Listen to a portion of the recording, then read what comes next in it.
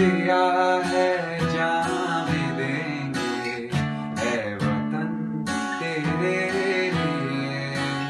दोस्तों, जुबिन आज बहुत ही फेमस सिंगर हैं, लेकिन एक टाइम ऐसा भी था जब उन्हें रियलिटी शो में भी जगह नहीं मिलती थी। जुबिन की लाइफ में बहुत सारे फेलियर आए, लेकिन जुबिन ने अपने हर फेलियर से कुछ ना कुछ पॉजिटिव सीखा और अपने पैशन, पेशेंस और बहुत सारे हार्डवर्क करने के बाद जब उन्हें पहला बॉलीवुड सॉन्ग मिला तो अपने पहले ही सॉन्ग से उन्हें बहुत सारी सक्सेस हासिल हो गई। लेकिन उनके फेलियर से सक्सेस तक का सफ़र इतना आसान नहीं रहा और आज की इस वीडियो में हम उनकी इसी स्ट्रगल स्टोरी को शेयर करेंगे। उम्मीद है आपको इससे काफ़ी मोटिवेशन मिलेगी। तो बिना देर के शुरू करते हैं वीडियो को।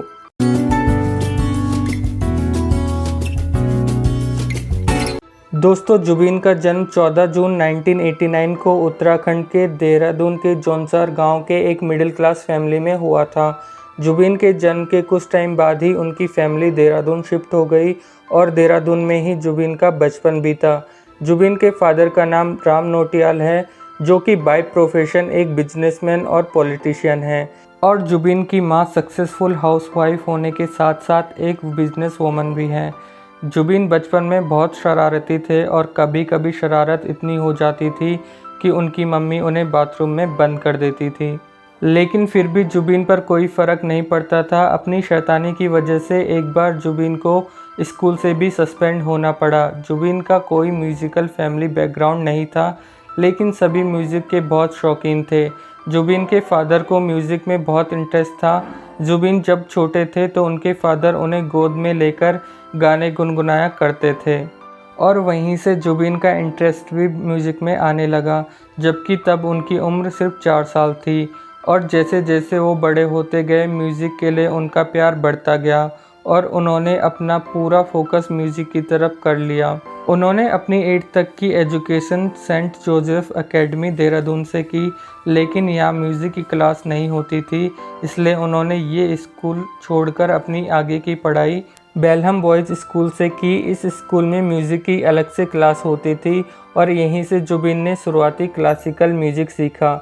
जुबिन ने अपनी 12th तक की पढ़ाई इसी म्यूज़िक स्कूल से की। जब तक जुबिन 18 साल के हुए तो उनके बिहेवियर में काफ़ी मैच्योरिटी आ चुकी थी। जुबिन ने 18 साल की उम्र में सिर्फ अच्छी सिंगिंग ही नहीं, बल्कि कई तरह के म्यूज़िक इंस्ट्रूमेंट जैसे गिटार, तबला, पियानो और ड्रम भी बहुत अच्छे से प्ले करना सीख गए थे। जुबिन अब पूरे देहरादून में एक बहुत अच्छे सिंगर के रूप में फेमस हो चुके थे। उन्होंने काफ़ी लाइव इवेंट्स परफॉर्म किए और वहाँ से जो भी इनकम होती थी उसे वो सारी चैरिटी में डोनेट कर दिया करते थे।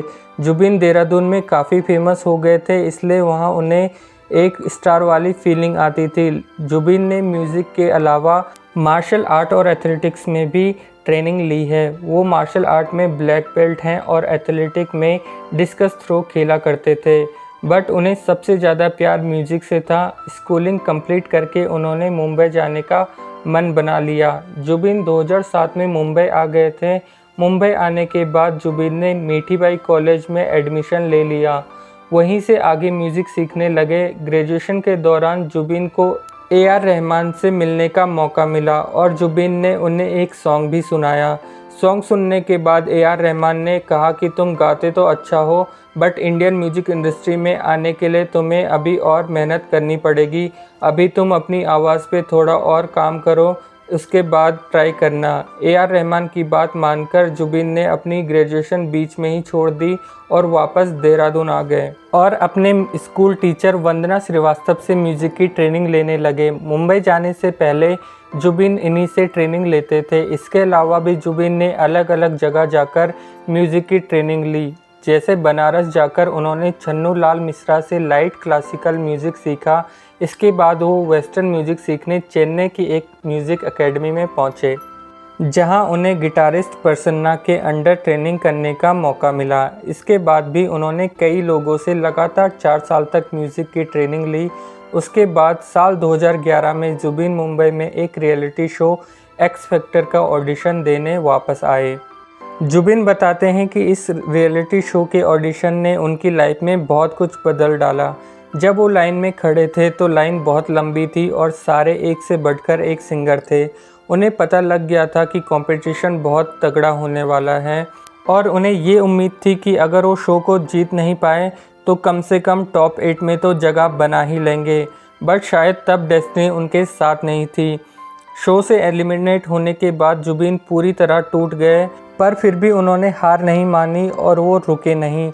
अपना गिटार साथ लेकर मुंबई में अलग अलग म्यूज़िक कंपनी में काम ढूंढने निकल पड़े। कई बार उन्हें ऑफिस में घुसने भी नहीं दिया जाता था, लेकिन एक्स फैक्टर शो की वजह से उन्हें इतना तो फ़ायदा हो गया था, कुछ लोग म्यूजिक इंडस्ट्री से उन्हें जानने लगे। काफ़ी स्ट्रगल करने के बाद उनको कुछ सॉन्ग्स के स्क्रैच गाने को मिलने लगे। स्क्रैच यानी जब कोई गाना बनाया जाता है तो उस गाने की मेन रिकॉर्डिंग करने से पहले उसका थोड़ा सा हिस्सा किसी भी सिंगर से रिकॉर्ड करवा लिया जाता है और बाद में मेन सिंगर उस स्क्रैच के हिसाब से ही गाना गाता है और गाने को रिकॉर्ड करते हैं। जुबिन ने एक दो नहीं बल्कि सैकड़ों गानों के स्क्रैचेस गाए। साल 2014 में जुबिन ने अक्षय कुमार की मूवी द शौकीन्स का सॉन्ग मेहरबानी का स्क्रैच गाया। ये स्क्रैच जब अक्षय कुमार ने सुना तो उन्हें जुबिन की आवाज़ बहुत पसंद आई। उन्होंने मेकर से जुबिन को ही एज अ मेन सिंगर इस गाने में लेने को कहा। फिर जुबिन से मेहरबानी सॉन्ग रिकॉर्ड करवाया गया। इसके थोड़े टाइम बाद मूवी सोनाली केवल का एक मुलाकात गाना भी जुबिन को गाने को मिल गया। एक मुलाकात हूँ, तू मेरे पास हूँ, जीने की वजह तुम बनो। और एक मुलाकात गाना मेहरबानी गाने से पहले रिलीज़ कर दिया गया, इसलिए जुबिन का पहला गाना एक मुलाकात ही माना जाता है और ये सॉन्ग बहुत ही बड़ा हिट सॉन्ग साबित हुआ।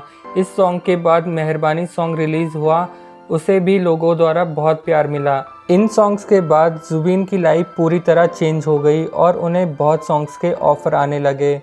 और फिर साल 2015 में सलमान खान की मूवी बजरंगी भाईजान का सॉन्ग ज़िंदगी कुछ तो बता बहुत ज़्यादा वायरल रहा और फिर जुबिन एक के बाद एक हिट सॉन्ग देते चले गए। कुछ तो बता जिंदगी, अपना पता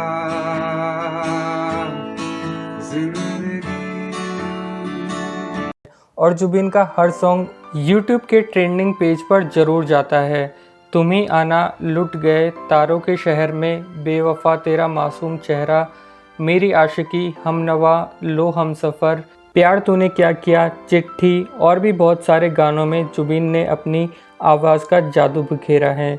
जुबिन आज जिस भी मुकाम में है उसे हासिल करने में उनके टैलेंट से ज़्यादा उनके हार्ड वर्क का हाथ है। वो अपने स्ट्रगलिंग डेज़ को एक खूबसूरत जर्नी मानते हैं।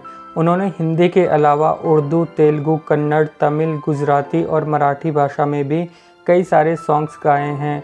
उन्हें जब हिंदी के अलावा दूसरी भाषा में गाने का ऑफ़र आया तो उन्हें लगा कि मैं ये कैसे कर पाऊँगा, बट उन्होंने ऑफ़र को एक्सेप्ट किया एक चैलेंज की तरह और सॉन्ग्स की लिरिक्स में फ़ील देने के लिए उन्होंने काफ़ी मेहनत की। जुबिन ने अपनी कमाई से लगभग 25 करोड़ की प्रॉपर्टी बना ली है, लेकिन उनके पास जो लोगों का प्यार है वही उनके लिए सबसे बड़ी प्रॉपर्टी है। जुबिन फ़िलहाल सिंगल हैं और अपने गिटार को अपना पहला प्यार मानते हैं। वो बोलते हैं कि उनका गिटार ही उनके अच्छे और बुरे वक्त में उनके साथ खड़ा रहा। जुबिन ने अपने गिटार का नाम बेदार रखा है। जुबिन अपनी इंस्पिरेशन 5 लोगों को मानते हैं, जिसमें मोहम्मद रफ़ी, नुसरत फ़तेह अली खान, किशोर कुमार, लता मंगेशकर और आशा भोसले हैं। जुबिन की स्कूल टाइम में एक गर्लफ्रेंड रहा करती थी। वो उन्हें खत भी भेजते थे। अब वो लड़की उनके टच में नहीं है, पर वो कहते हैं कि उनके गानों में उन्हीं का जिक्र होता है। जुबिन सभी तरह के लैंग्वेज मिलाकर 200 से ज़्यादा गाने गा चुके हैं। जुबिन सिंगिंग स्ट्रगलर्स और जो उनसे इंस्पायर्ड हैं उन्हें यही कहते हैं कि सिंगिंग के लिए फ़ोकस बहुत ज़रूरी है। आप जितनी देर भी प्रैक्टिस करें, चाहे 1 घंटा करें, 2 घंटा करें या जितनी देर भी प्रैक्टिस करें, पूरी तरह से फोकस कर कर करें। जुबिन कहते हैं कि वो कभी भी गंदे लिरिक्स वाले गाने नहीं गाएंगे, चाहे उनके पास कोई काम ना रहे। जुबिन को Mirchi music award for upcoming male vocalist of the year का अवार्ड फिल्म बजरंगी भाईजान के जिंदगी कुछ तो बता सॉन्ग के लिए दिया गया। साल 2017 में ITA award for best singer तू सूरज में सांझ पिया सॉन्ग के लिए इंडियन टेलीविजन अकेडमी अवार्ड दिया गया। तो फ्रेंड्स, आज की वीडियो में बस इतना ही। उम्मीद है आपको जुबिन नौटियाल की इंस्पिरेशनल स्टोरी और नेवर गिव अप एटीट्यूड से काफ़ी इंस्पिरेशन मिला होगा। अगर आपको वीडियो थोड़ी सी भी पसंद आई है तो लाइक, कमेंट और शेयर करना ना भूलें। साथ ही चैनल को सब्सक्राइब कर दें। मिलते हैं एक नई इंस्पिरेशनल वीडियो के साथ।